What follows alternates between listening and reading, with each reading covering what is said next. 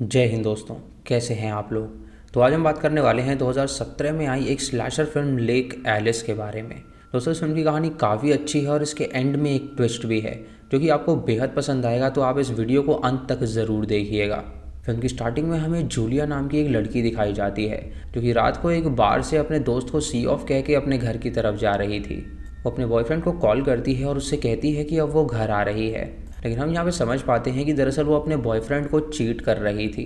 Julia जब अपनी गाड़ी के पास पहुँचती है तो अचानक से उसकी चाबी गाड़ी के नीचे गिर जाती है और वो जब चाबी को ढूंढने लगती है तो उसे चाबी कहीं पर मिलती ही नहीं है।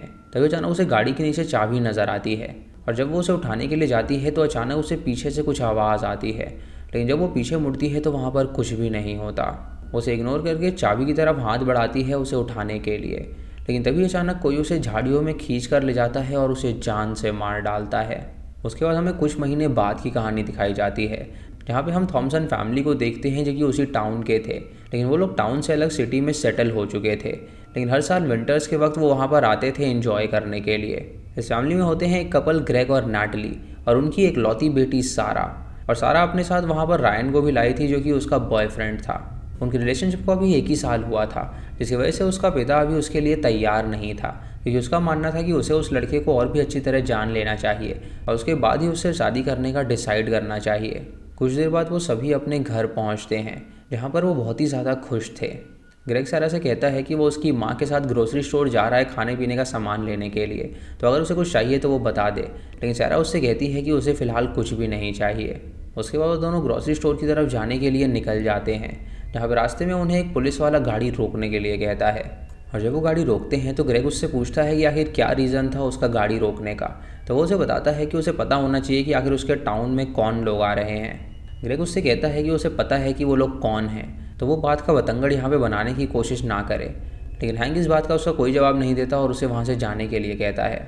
उसके बाद वो दोनों स्टोर के बाहर पहुँचते हैं जहाँ पे ग्रेग अपनी वाइफ नैटली से कहता है कि वो अंदर जाके सामान खरीद ले और वो बाहर ही उसका इंतज़ार करेगा। इधर सारा अपने बॉयफ्रेंड रायन से कहती है कि क्यों ना वो बाइक पे राइड करने के लिए जाएं, तो रायन उस बाइक के आगे एक कैमरा लगा देता है और उससे कहता है कि वो शूट करेगा जो कि काफ़ी अच्छा लगेगा। उसके बाद वो बाइक राइड पे निकल जाते हैं जहाँ पे उन्हें काफ़ी ज़्यादा मज़ा आता है। इधर नैटली एक स्टोर में पहुँचती है जहाँ पर उसे उसकी दोस्त जेन मिलती है, जिसे देखकर वो काफ़ी खुश हो जाती है और जेन भी उसे देखकर काफ़ी खुश थी।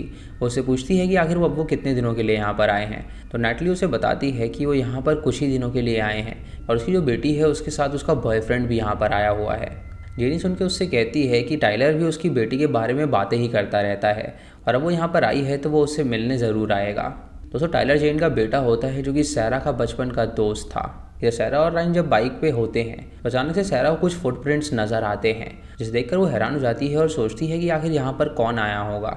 रायन उसको कहता है कि वो उसे इग्नोर करे, क्या पता उसके पिता वहाँ पर आए हों, और वो इस बात को इग्नोर करती है और वो दोनों फिर से राइड पे निकल जाते हैं। इधर नैटली जब वापस जा रही होती है तो वहाँ पर उसे कार्ल मिलता है जो कि उसके बचपन का दोस्त था और वो मन ही मन उसे पसंद भी किया करता था। और नैटली उसे देखकर खुश होती है और उससे कहती है कि क्यों ना वो उसके घर पे कभी आए। ये सुन के वो खुश हो जाता है और उससे कहता है कि वहाँ पर ज़रूर आएगा। इधर रायन सारा को एक जगह पे लेकर जाता है जहाँ पे वो अपने नी पे बैठता है और वो रिंग दिखाकर उसे प्रपोज करता है शादी करने के लिए, और सारा ये देखकर खुश हो जाती है और उसे हाँ कर देती है। इधर नैटली अभी स्टोर में ही होती है कि शेरिफ वहाँ पर आ जाता है डेप्यूटी के साथ और उसे देखकर उसका मूड ही ख़राब हो जाता है। जेन उसे बताती है कि कुछ महीनों में वो रिटायर होने वाला है और वो बूढ़ा हो गया है, इसीलिए वो बहुत ज़्यादा खड़ूस भी हो गया है। कुछ देर बाद नैटली और ग्रेग जब घर वापस आते हैं तो सारा उन्हें अपनी रिंग दिखाती है और उनसे कहती है कि वो दोनों शादी करने वाले हैं। ये सुन के उसकी माँ उसे गले से लगा लेती है क्योंकि वो बहुत ज़्यादा खुश थी, और उसका पिता उसे कॉन्ग्रेचुलेट करता है, लेकिन वो इस डिसीजन से बिल्कुल भी खुश नहीं था क्योंकि उसका यही मानना था कि वो 1 साल में उस लड़के को अच्छे से जानी नहीं है। अब क्रिसमस ईव होता है तो जेन अपने बेटे टाइलर के साथ उनके घर में आती है, जहाँ पे टाइलर सारा को देखकर काफ़ी ज़्यादा खुश हो जाता है और वो उससे कहता है कि कुछ दिनों से वो बार में परफॉर्मेंस कर रहा है, तो कभी वो अपने बॉयफ्रेंड के साथ आया उसका सिंगिंग सुनने के लिए। ये सुन के सारा उससे कहती है कि वो वहाँ पर ज़रूर आएगी। नैटली जब उन्हें घर में रुकने के लिए कहती है तो जेन उससे कहती है कि वो यहाँ पर नहीं रुक सकते क्योंकि उन्हें इससे प्रॉब्लम होगी और उन्हें यहाँ से चलना चाहिए। ये कह कि वो दोनों वहाँ से चले जाते हैं और जब वो उनका दिया हुआ प्रेजेंट खोलते हैं तो उसके अंदर सारा और टाइलर की फ़ोटो थी अपनी माओ के साथ। और रायन जब ये देखता है तो उसे काफ़ी ज़्यादा जलन फील होती है, इसीलिए वो सारा से पूछने के लिए जाता है कि आखिर टाइलर और उसके बीच क्या था। सारा उसे बताती है कि दरअसल टाइलर उसके बचपन का दोस्त था और इससे ज़्यादा उनके बीच कुछ भी नहीं हुआ था। ये सुन के रायन खुश हो जाता है और उससे कहता है कि वो जल्दी शादी कर लेंगे। कुछ देर बाद जब रायन बाहर जाता है तो वो ग्रेग और नैटली को बात करता हुआ पाता है, जो कि उसके बारे में बात कर रहे थे और कह रहे थे कि उनका जो दामाद है वो बिल्कुल भी नहीं कमाता है, जिसकी वजह से उनकी बेटी को दिक्कत हो सकती है। ग्रेग नैटली से कहता है कि वो इस शादी के खिलाफ है, कि उसे नहीं लगता कि वो एक अच्छा लड़का है जो कि उसकी बेटी को खुश रख पाएगा। रायन को ये सुन के बहुत ही बुरा लगता है। और कुछ देर बाद ग्रेग जब अपनी गाड़ी में गैस बनाने के लिए जा रहा होता है तो सारा उससे कहती है कि क्यों ना वो उसके फियांसे को भी उसके साथ ले जाए, और ये सुन के वो राज़ी हो जाता है और उसके साथ जाने लगता है। जब वहाँ पर पहुँचता है तो वो उससे पूछता है क्या उसे स्टोर से कुछ चाहिए, तो रायन उससे कहता है कि उसे कुछ बियर्स चाहिए। उसके बाद वो स्टोर के अंदर जाता है जहाँ पे डेप्यूटी रीड आ जाता है, जो कि उससे पूछता है कि सारा कैसी है। तो ग्रेग उसे बताता है कि सारा बिल्कुल ठीक है और वो यहाँ पर अपने फियांसे के साथ आई है। ये सुन के उसे काफ़ी ज़्यादा गुस्सा आता है और वो ग्रेग से बदतमीजी से बात करने लगता है। उसके बाद डेप्यूटी रीड बाहर जाता है जहाँ पे वो रायन से कहता है कि अपने समय में सारा एक फायर क्रैकर थी जिसके पीछे बहुत ही सारे लड़के हुआ करते थे, और ये सुन के रायन को बिल्कुल भी अच्छा नहीं लगता। लेकिन तभी ग्रेग वहाँ पर आकर डेप्यूटी को वहाँ से भगा देता है। उसके बाद जब वो वापस जा रहे होते हैं तो डेप्यूटी उनकी गाड़ी रोकता है, लेकिन वो बाहर नहीं आता और वहाँ से चला जाता है, जिससे ग्रेग समझ जाता है कि दरअसल वो उन्हें बस परेशान कर रहा है। रायन ग्रेग से कहता है कि उस डेप्यूटी ने उसकी बेटी के बारे में ऐसा कुछ कहा, तो वो उससे कहता है कि दरअसल ये लोग उससे चिढ़ते हैं क्योंकि वो इन सबको छोड़ के शहर चली गई और वहीं पे सेटल हो गई है और ये सभी इसी टाउन में रह गए। रात को जब वो सभी बैठे होते हैं तो न्यूज़ में जूलिया की मिसिंग रिपोर्ट आ रही होती है, जहाँ पर यह बताया जा रहा था कि अभी तक उसकी लाश बरामद नहीं हुई है और किसी को भी नहीं पता कि आखिर वो कहाँ पर चली गई। ये देख के सारा हैरान हो जाती है क्योंकि वो जूलिया को पर्सनली जानती थी और उनके टाउन में मर्डर जैसी कोई चीज़ नहीं होती थी, लेकिन अब वहाँ पे मर्डर्स भी हो रहे थे। तभी उनके घर के बाहर कार्ल आता है जो कि उसकी माँ से मिलने आया था, लेकिन ग्रेग वहाँ पर आकर उससे पूछता है कि आखिर उसे क्या चाहिए, तो वो उसे बताता है कि दरअसल वो यहाँ पर आया था फायरवुड्स देने के लिए। तो ग्रेग उससे कहता है कि अगर उसने वुड्स दे दिया हो तो वो यहाँ से निकल सकता है। ये सुन के कार्ल को काफ़ी बुरा लगता है और वो वहाँ से चला जाता है।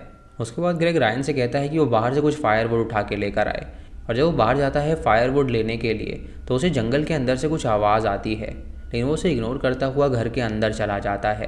तभी हम उसके लगाए हुए कैमरे में देख पाते हैं कि उनके गराज में एक बंदा आ जाता है जो कि उस कैमरे को उठाकर अपने साथ ले जाता है। उसके बाद सारा जब नहाने के लिए जाती है तो उसे फील होता है कि शायद उसे कोई देख रहा है, लेकिन जब वो पर्दे के पीछे देखती है तो वहाँ पे कोई भी नहीं होता। उसके बाद सारा रायन के पास जाती है और उसे एक प्रेजेंट देती है, और जब वो उसे खोलता है तो उसके अंदर बहुत ही महंगी घड़ी थी, जिसे देखकर वो काफ़ी ज़्यादा खुश हो जाता है।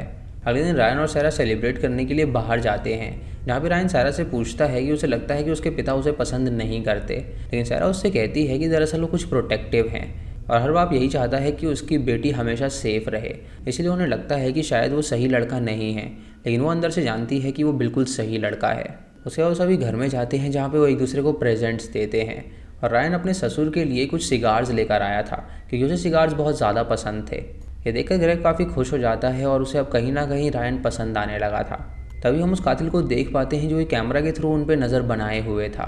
उसके बाद रायन और सारा टाइलर का परफॉर्मेंस देखने के लिए जाते हैं, जहाँ पर टाइलर जब परफॉर्म कर रहा होता है तो रायन को काफ़ी ज़्यादा जलन होती है क्योंकि वो उससे ज़्यादा स्मार्ट था और उसे डर था कि सारा कहीं उसकी ना हो जाए। सारा उससे कहती है कि वो जलना बंद करे क्योंकि वो उसकी फियांसे है और वो सिर्फ उसकी है और किसी की नहीं। गाना खत्म होने के बाद टाइलर उनके पास आता है और उनसे कहता है कि आज की ड्रिंक्स उसकी तरफ से हैं, और एंजॉय करके वो सभी अपने अपने घर चले जाते हैं। रात को जब वो सभी सो रहे होते हैं तो अचानक से उन्हें बाहर से कुछ आवाज़ आती है, और जब वो बाहर जाते हैं तो वहाँ पर कोई भी नहीं होता। ये देखकर ग्रेग अपनी गन निकाल लेता है क्योंकि उसे पता था कि यहाँ पे ज़रूर कोई खतरा होने वाला है, लेकिन जब वो गन लेकर बाहर जाता है तो अचानक से कोई उसे शूट कर देता है जिससे उसकी मौत हो जाती है। तभी वो सभी उस कातिल को देख पाते हैं जिसने मास्क पहना हुआ था, और वैक्स से ग्रेग के छोटे छोटे टुकड़े करने लगता है, जिससे कि उसका परिवार काफ़ी डर जाता है और वो अपने आप को वहाँ पे लॉक कर लेते हैं। रायन सारा और नैटली से कहता है कि वो चिंता ना करे, वो उन्हें यहाँ से बाहर निकालेगा, लेकिन तभी अचानक लाइट्स चली जाती हैं। तभी वो कातिल अंदर घुस आता है जिसकी वजह से वो सभी डर जाते हैं और वहाँ से भागने लगते हैं, और भागते हुए वो तीनों अचानक से सेपरेट हो जाते हैं। तभी रायन सारा के पास आता है और उससे कहता है कि उन्हें उसकी माँ को ढूंढना पड़ेगा, और वो दोनों निकल जाते हैं उसकी माँ को ढूंढने के लिए। अब गोली की आवाज़ सुन के वहाँ पर कार्ल भी आता है उन्हें बचाने के लिए, लेकिन तभी अचानक वो कातिल कार्ल के गले में चाकू घुसा देता है जिससे उसकी मौत हो जाती है। उसके बाद दोनों वापस घर में जाते हैं अपनी माँ को ढूंढने के लिए, और पर्दे के पीछे उन्हें नैटली नज़र आती है जो कि वहीं पर छुपी हुई थी। वो उससे कहते हैं कि उन्हें अब यहाँ से बाहर निकलना होगा, लेकिन तभी एक कातिल अंदर आ जाता है तो वो सभी वहाँ से भागने लगते हैं। सहरा उनसे अलग हो जाती है और नैटली गाड़ी से भागने की कोशिश करती है, लेकिन तभी जाना उसी गाड़ी का एक्सीडेंट हो जाता है जिसकी वजह से वो बेहोश हो जाती है और रायन को लगता है कि शायद वो मर गई है। इसलिए वो अपनी गर्लफ्रेंड को ढूंढने के लिए जाता है, लेकिन उसे वहाँ पर उसका टॉर्च मिलता है जिसे वो समझ जाता है कि ज़रूर उस कातिल ने उसे पकड़ लिया होगा। इधर सारा को हम देख पाते हैं जहाँ उस कातिल ने उसे बांध के रखा हुआ था और उसे चिल्लाने की आवाज़ सुन के रायन वहाँ पर आता है और उसे छुड़ाकर अपने साथ ले जाने लगता है। लेकिन तभी अचानक वहाँ पर टाइलर आ जाता है जो कि उनसे पूछता है कि उन्हें क्या हो गया है। तो दोनों उसे बताते हैं कि एक कातिल उनके पीछे पड़ गया है। रायन सारा से कहता है कि उसे तो टाइलर ही कातिल लग रहा है क्योंकि वो यहाँ पर अचानक कैसे आ गया। टाइलर उससे कहता है कि उसे गोली की आवाज़ आई इसीलिए वो यहाँ पर आया था, लेकिन तभी अचानक कातिल उसे पीछे से वार करता है जिससे टाइलर की मौत हो जाती है और वो दोनों देखकर डर जाते हैं और वहाँ से भागने लगते हैं। उस गोली की आवाज़ सुन के वहाँ पे शेरिफ भी आ गया था और जब वो वहाँ पर पहुँचता है तो वो कातिल उस पर भी अटैक करके उसे बंदी बना लेता है। तभी हम देख पाते हैं कि वहाँ पे एक नहीं बल्कि 2 कातिल हैं जिन्होंने मास्क पहने हुए थे और उन्होंने शेरिफ को बंदी बना लिया था। शेरिफ उनसे कहता है कि वो मरना नहीं चाहता तो वो उसे छोड़ दें, लेकिन वो लोग उसकी एक नहीं सुनते और उसे पेट्रोल छिड़क देते हैं और उसके बाद उसे जला देते हैं जिससे उसकी मौत हो जाती है। इधर सहरा जब अकेली भाग रही होती है तो उसे एक कातिल नज़र आता है जिसे वो पकड़ के उसका चाकू छीन के उसे स्टैब करने लगती है, लेकिन तभी वो देखती है कि दरअसल उस कातिल के हाथ बंधे हुए हैं और उसने जो घड़ी पहनी है वो रायन की घड़ी है। ये देखकर वो हैरान हो जाती है और समझ जाती है कि दरअसल उन कातिल ने चाल चली है। वो जब उसका मास्क हटाती है तो देखती है कि वो कोई और नहीं बल्कि वो रायन ही था जिसे बड़ी चालाकी से उन लोगों ने यहाँ पर मास्क पहनाकर भेजा था ताकि उसे लगे कि वो कातिल है। अपने बॉयफ्रेंड को मारने के बाद उसे काफ़ी ज़्यादा गुस्सा आता है, लेकिन तभी वहाँ पर वो कातिल आ जाते हैं जो कि उसे किडनैप करके अपने साथ ले जाते हैं। जब उसकी आंखें खुलती हैं तो अपने सामने उन दोनों को देख पाती है और वो दोनों जब अपना मास्क हटाते हैं तो वो देखती है कि दरअसल वो जेन और टाइलर हैं। उससे पूछती है कि वो तो मर गया था तो वो ज़िंदा कैसे हुआ। तो टाइलर उसे बताता है कि उन लोगों ने प्रॉप का सहारा लिया था उसे बेवकूफ़ बनाने के लिए और वो बचपन से ही उसे बहुत ज़्यादा प्यार करता है। सारा उससे पूछती है कि आखिर उसने ऐसा क्यों किया, तो वो उसे बताता है कि वो बचपन से ही उसे बहुत ज़्यादा प्यार करता है जिसकी वजह से वो उसे किसी और का होता हुआ नहीं देख सकता। उसने जूलिया को भी डेट करने की कोशिश करी थी लेकिन वो धोखेबाज निकली, इसीलिए उसने उसे मौत के घाट उतार दिया। लेकिन अब चिंता की कोई बात नहीं है, वो यहाँ पर आ गई है तो वो दोनों शादी करके हमेशा खुश रहेंगे। उसके बाद जेन जब बाहर जाती है तो अचानक से जेन को कोई शूट कर देता है जिससे उसकी मौत हो जाती है और टाइलर उस गोली की आवाज़ सुन के हैरान हो जाता है और जब वो बाहर जाता है तो अपनी माँ की लाश को पाता है। ये देखकर वो तुरंत अंदर जाता है और सारा को छुड़ाकर अपने साथ ले जाने लगता है, लेकिन तभी उसे भी गोली लग जाती है जिससे टाइलर की भी मौत हो जाती है और हम देख पाते हैं कि सारा की माँ ने उन्हें मारा था जो कि अभी जिंदा थी और अपनी बेटी को उसने बचा लिया था। तभी हम कैमरा में देख पाते हैं जहाँ पे रिकॉर्डिंग चल रही थी और हम वहाँ पर तीसरे मास्क पहने कातिल को देखते हैं जो कि उन सबको देख रहा था और जब वो मास्क उतारता है तो हम देखते हैं कि वो डेप्यूटी रीड है जो कि दरअसल टाइलर का ही भाई था और यहाँ पे 2 नहीं 3 कातिल थे और अब ये उन दोनों को जान से मार डालेगा। इसी के साथ ये मूवी यहीं पर ख़त्म हो जाती है।